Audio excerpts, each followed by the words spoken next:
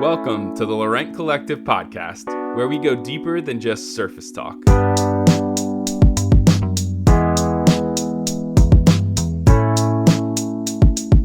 Each week, we'll explore everything from family, business, creativity, culture, and faith.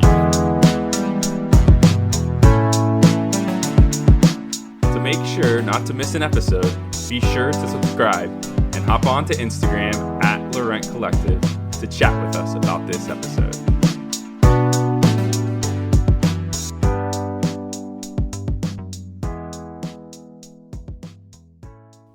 Hello. Hello.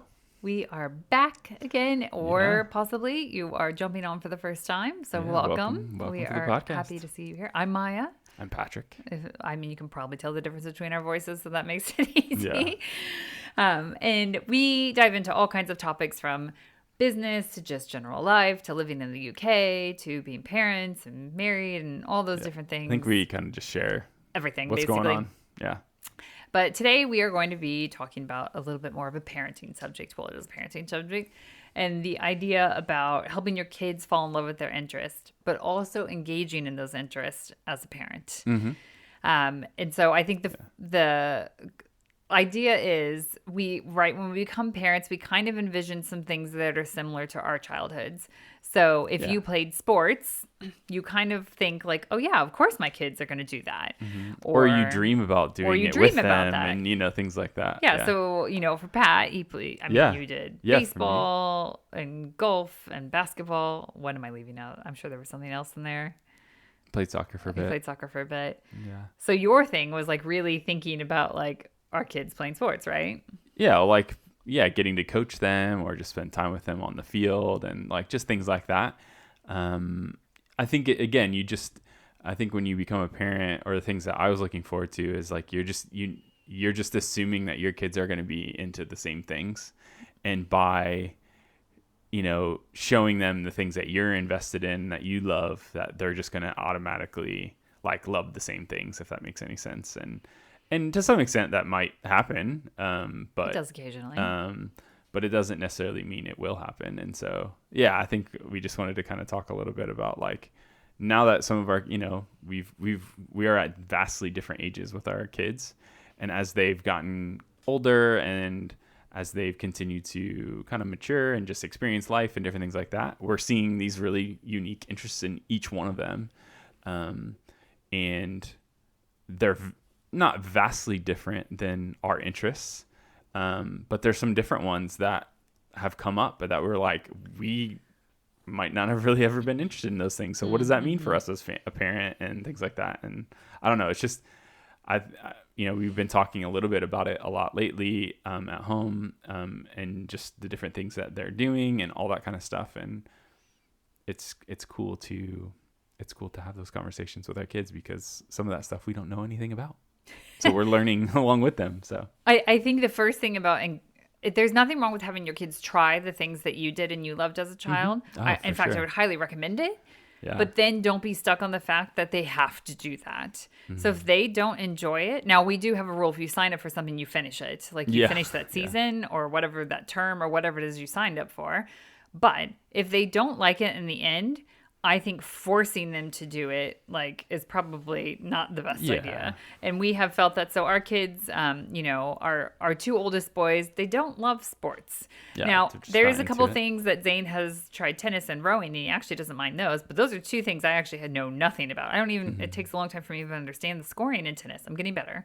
But, and that kind of thing. And so that is... He tried. He was in basketball. He was in baseball, soccer. He did soccer/football. He did all of those when he was younger, and he was totally fine. And he had fun. He did them, and he had fun. Yeah. But also at the end of them, he was like, I really don't want to do that again. And fine, that's what we did. And Jude, same way. Veda's tried some different things. And that kind of stuff. And so I think, giving it a go and trying it, great. Yeah, I think in a lot of ways that's probably really important to us, that they give things, certain things a go. Because you never know, they might end up liking something that you didn't, Now, when Zane did, when we lived in the States, there was some kind of Lego Electronics Club or something. I can't remember exactly what it was called, but we had signed him up for that. And every time it was done, I want to do that next time. I want to do that next time. I want to do that next time. Where other friends that signed up their kids, like, oh, our kids weren't really interested in it. They don't want to do it again. Everyone is wired so differently. Yeah. And fortunately, thankfully, we don't get to pick how they're wired and how they develop and their interest in that kind of thing. As much as we want to try, we don't get to pick that. And so we have learned that we can't force anything upon them, and we just have to pay attention to what they're interested in. Yeah. And so we thought we'd talk about just how that has taken on different shapes and forms with each of our kids, and then what that has looked like, because whether your kids have these same interests or not, hopefully it will give you some ideas on how to help them like fall in love with their interests and pursue those things, but also how you can engage in those. Even if you personally are like, I'm not extremely interested in that, or you have no knowledge base in it either, that you can still engage in your kids with it. But man, it goes such a long way. It really does. Really step into their world and engage with their interests like that. It's just awesome. So. But I think the first thing you're going to have to do, and it is hard, and it's not something we have perfected at all, is you have to lay down whatever the thought of you may have envisioned, probably for both of us in reality. For sure. Both of us probably envisioned being on the side of some kind of sports field, in the cold and the rain and the heat and all that stuff, whether we were a coach or not, but like cheering kids on and whatever they were doing. And currently that isn't our reality. That's not what our kids are doing right now. One that I think maybe, but I don't know. Who knows? And it doesn't mean that they all still like to move their bodies in physical ways and stuff like that. It's just not taking the form of like a team sport currently right now. Definitely. And so we had to let go of a lot of that. Sometimes still we have to, because parent friendships are formed that way. Yeah. And so, you can form a little community with exactly. And especially moving to some place where we didn't have friendships to start off the day, like we can easily see who, the kids are playing rugby and stuff like that. Like all those parents know each other well, and the dads hang out and stuff like that. And our kids don't want to play rugby, and we're not going to force them to, and so like that's hard as well. So it's hard then to be like, oh, all right, well, you're not interested in that. Okay. So we have found different ways though for them and their things that they are interested in. So Zane, as you have heard in past podcasts, and if you haven't heard, go back and listen, he is into music. I don't remember a day. The only thing he's ever been that he was not into music. Yeah. We joke it's not a joke. It's real. Yeah. Like literally when he was a very hard baby, but when he was just screaming, he was very colicky. And so he was screaming and stuff like that. Pat would put on certain music and he would go quiet. Other music he wouldn't go quiet for, but certain kinds of music with lots of drums in it, interestingly enough, he would go quiet. And then same for as he was a toddler and stuff, he would start, we'd be in a restaurant and he would start tapping to the beat of the song that was playing in the restaurant and things. So he's always had an interest in music. And sometimes we love music. Yeah. I played, I guess you did play something. I played the clarinet for a while. I played the saxophone for a year. So I think mine was for several years and then I hated it. Yeah. So I chose to step away from that. I think that was something my grandparents had asked me to do. So while we may have that background, clearly it wasn't something we pursued. Yeah, exactly. And so we've had to ask for lots of help. We've had to ask friends who are musicians and stuff and say, like, what should we have them doing? That kind of stuff, not making it all about that 100% of the time, but like, how do we expose them to more stuff? How do we have them try things out? That meant that like, as a toddler, we did the like mom and me, like, or dad and me, like music classes and stuff. And he ate them up. We did them with Jude for a certain time frame and he really liked them, but it just wasn't quite the same as Zane just loved them and that kind of thing. And so it has been learning how to foster it more for him to really like, don't you think? Like that? Yeah, we had to find ways to engage with it, where again we didn't have the experience. I mean, that was the thing. We really didn't have the experience of what does it look like to foster this music, talent and entry and interest. And so, yeah, we had to find ways to it, again, like doing those classes when he was little, or like, a friend of ours was like, hey, like, we're going to get rid of this whole drum set. Do you want it? Zane was 3, by the way, if he you was want to know how old he was when we got his first that. drum It was set. a full kit. And I was just like, I don't even know how to set it up. Like, I don't even know the first thing about it. But we had friends come over and set it up and all that kind of stuff. And we just had it in our house. And Zane could play with it whenever he wanted and things like that. But again, we didn't really know much about it. And then, I think he had a babysitter at one point that taught him how to, like, certain things and how to read music and stuff like that. And so I think we always tried to hopefully bring others around Zane that knew that a little bit better. And then obviously getting to the point where he is right now, and he's actually actively studying it and learning more about it. I love then spending time with him in it when he is creating it, or, hey, like, I saw this really cool documentary on this artist. Like, do you want to watch it with us and sit and talk about it afterwards? And like, that's, some things that we're doing. We still haven't taken him to his first concert, but that is definitely something that we are really wanting to do. Concert. Yeah, like an official concert. Yeah. Like, that's definitely something that I really am desiring to do, because he's very again, mad at us about us seeing Coldplay and Yeah. him not. We're like, sorry, it's sold out. We can Yeah. only get 2 tickets. So I think it's like, so, we've gotten to this point with Zane where, we did our best. We tried to bring people alongside him in it, in this interest. We're trying to learn alongside him with it as well. And I think now, like, I just love spending time with him and talking about what he's doing and creating, and like, what is he learning in his music and all that kind of stuff. And so for me, like, it's now I'm kind of loving music in a different way than just like listening to my favorite band or whatever. I love talking to him about certain types of music and things like that I probably would have listened to and things like that. So I think it's just been a really cool experience up to this point with it.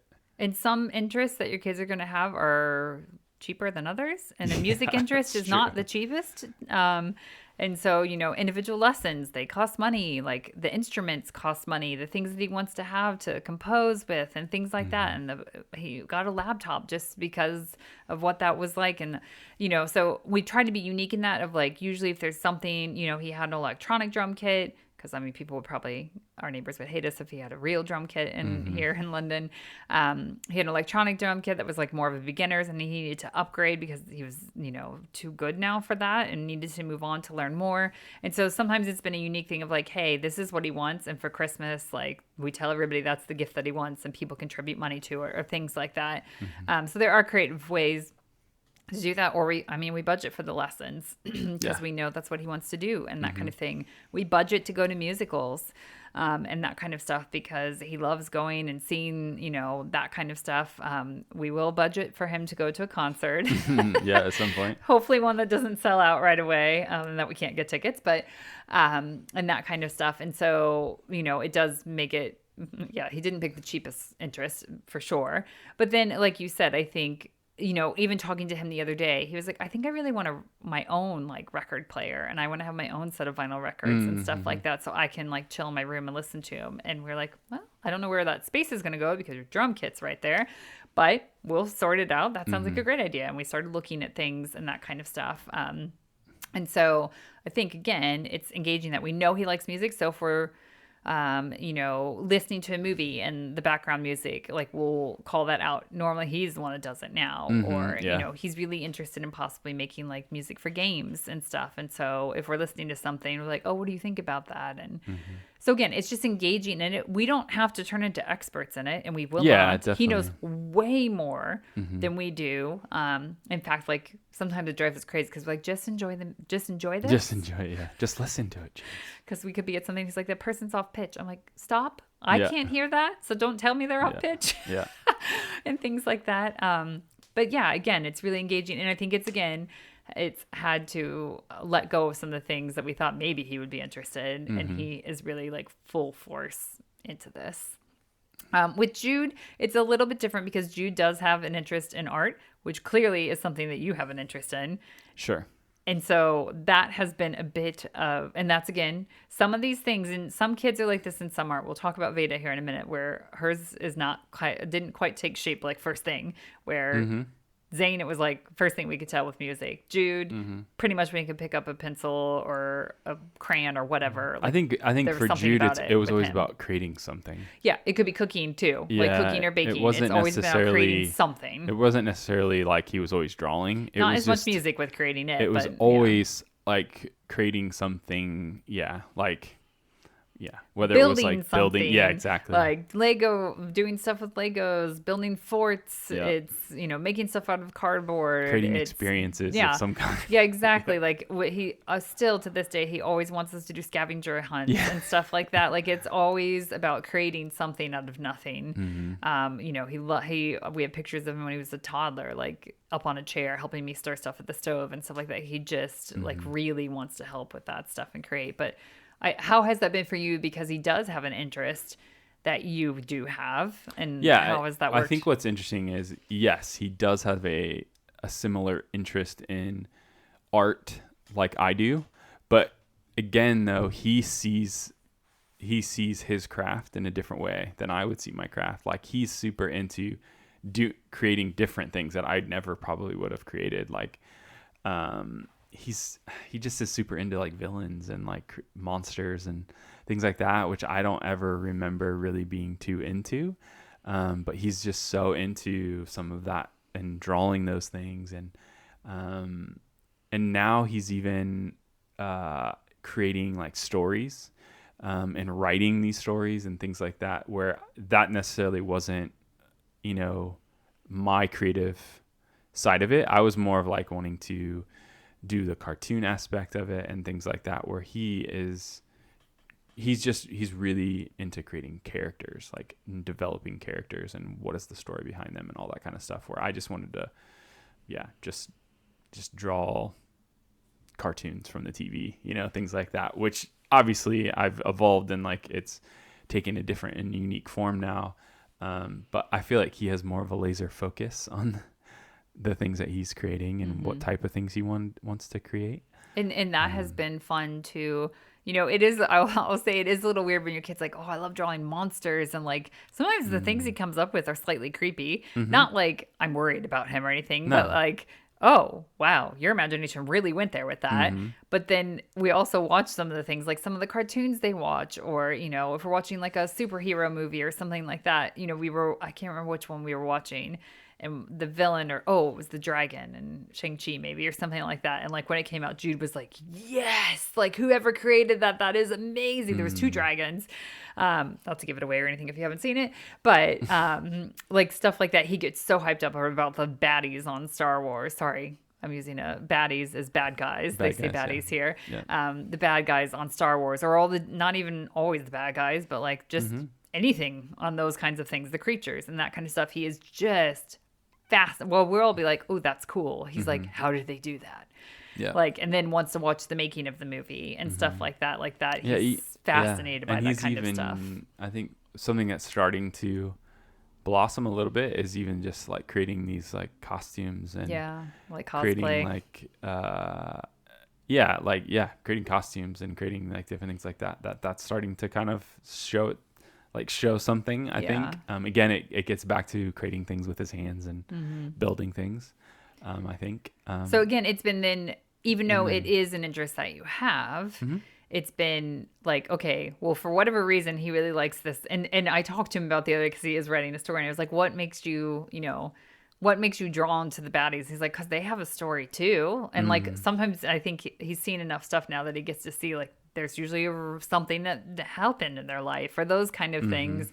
And I think that's cool that he wants to engage with that. But again, it is a little bit of a different form, but we have found ways to, I personally don't sit down and draw with him.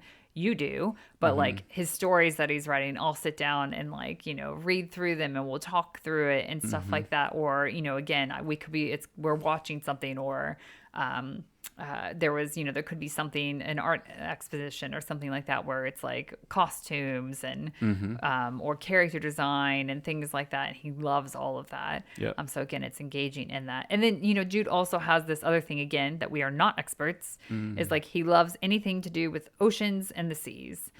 And so that has been something then that we've like, we've have books that he reads and things like that he gets, or we go to an aquarium, or as soon as we see something that has anything to do with it, we try to go to that, or that kind of stuff.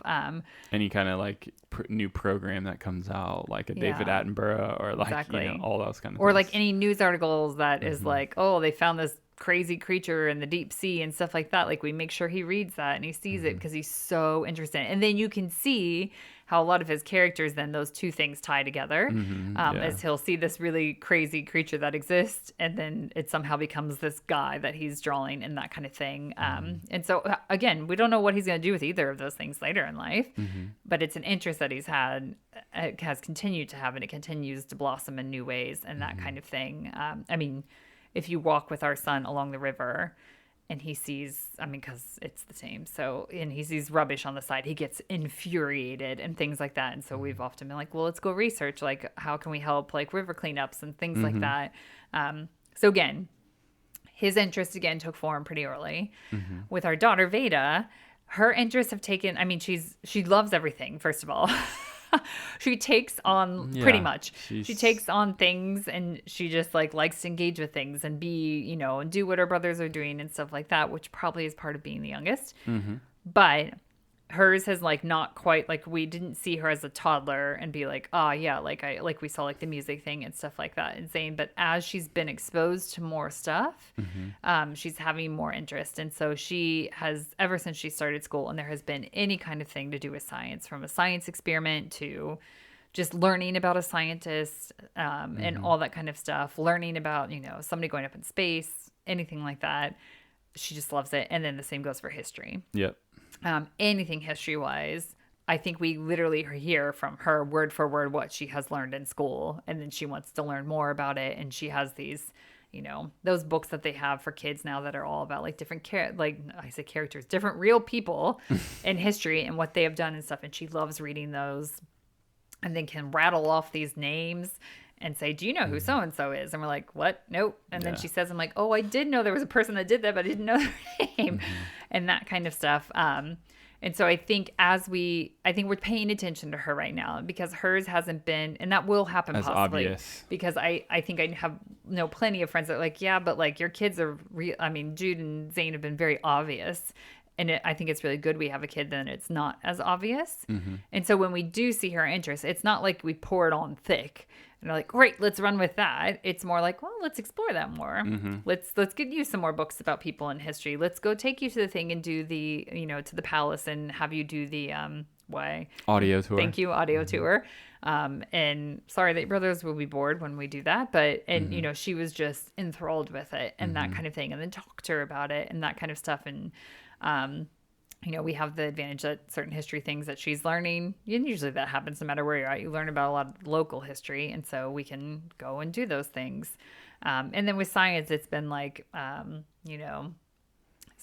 getting science stuff at home, or little science books that have science experience. I remember when we were in lockdown and we had to do science stuff at home, and it tended to always be some sort of science experiment. It was the motivation for her to do her other work. and she just loved it.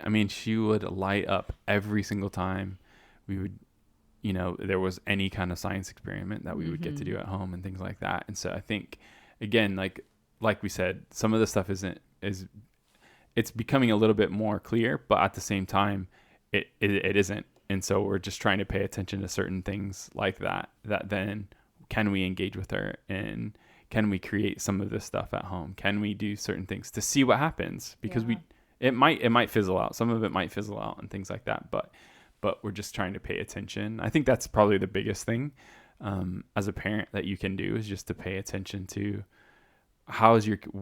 when does your kid light up? Like what is happening that is, what is going on in them that when they're doing this or doing that, that then there's something that clicks, there's something that lights up, there's something that is just so like, yeah, they just are glowing in a sense when they're in that or they're doing that. And so yeah, it'll be interesting to see what happens with Veda. I think we're kind of excited in some ways as a parent to see. I think for at least for me, like I always see Veda as someone that just loves to take everything in. Yeah. Yes. She's just so full of like joy and she just loves to just kind of be observant and look at things and see things happening around her and what's going on.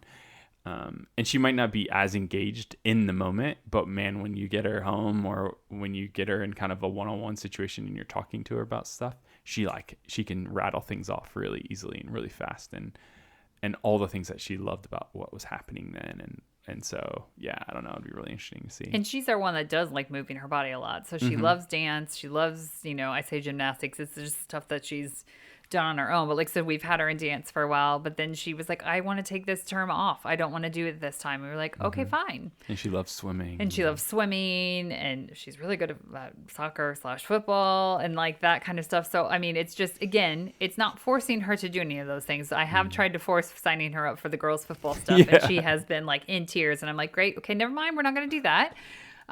So again, and if she wanted to take a break from dance, then we took a break from dance and she's always wants to swim, and so that's fine. But again, it's engaging with them. It is a little bit of like, oh, you should, like with Zane, it's like, you haven't touched your drum set in a couple weeks now. He has to now because he's doing it for part of his studies, but and that kind of stuff. So sometimes it is like gentle reminders. Yeah. But it's that fine line of like forcing versus like gentle pushes of like, yeah, do that or keep going with that thing. Because even when you're interested in something, we all know this, right? You get to a certain point of it where it's like it gets hard. There are certain things that are hard in it or you're not sure what to do with it and that kind of thing. And so that's where we as parents get to encourage them. And that like, Jude has a creative block, if you will, where he gets frustrated. He's like, I've erased this thing on my sketchbook like 7 times. I just can't do this anymore. I can't sketch anymore. And we're like, whoa.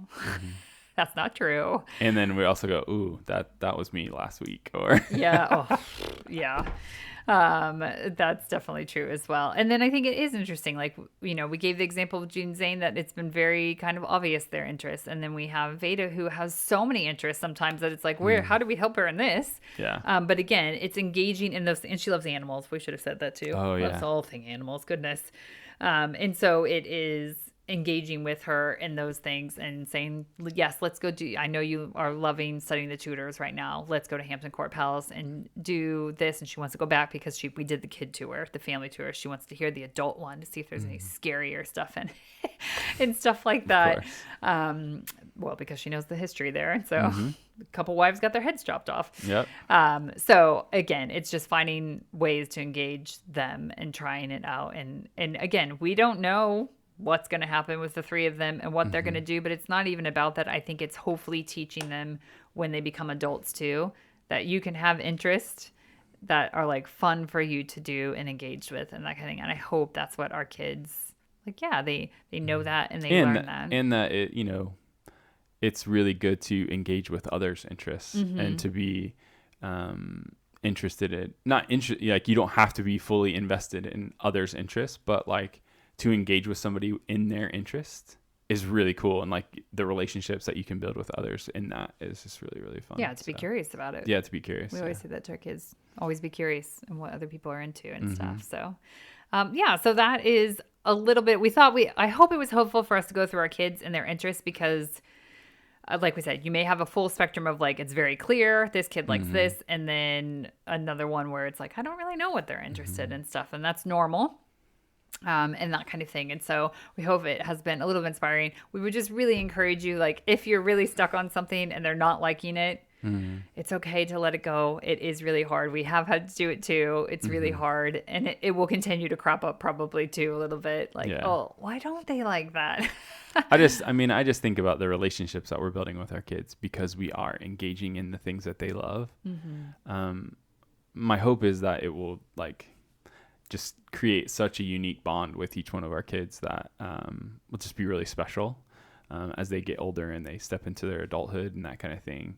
And so that for me, that's what it's more about, is like making sure that we're stepping into those things that they love, that we can create experiences and memories with them in those things, rather than trying to create our own memories because we want those memories and things like that, if that makes any sense.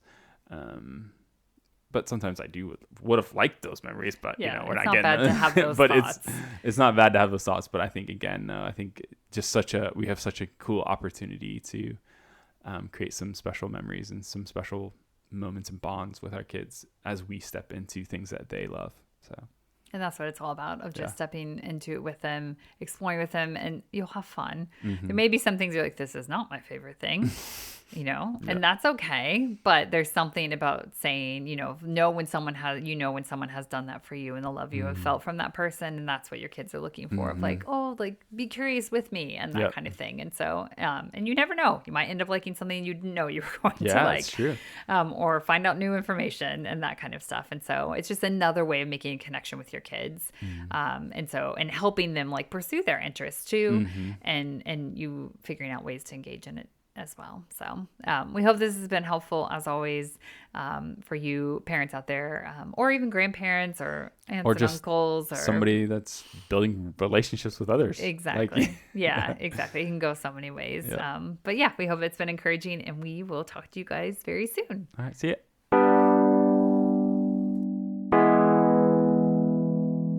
Thanks for joining us on today's episode of the Laurent Collective podcast. If you enjoyed today's podcast, be sure to subscribe and leave a review, which helps others find our podcast.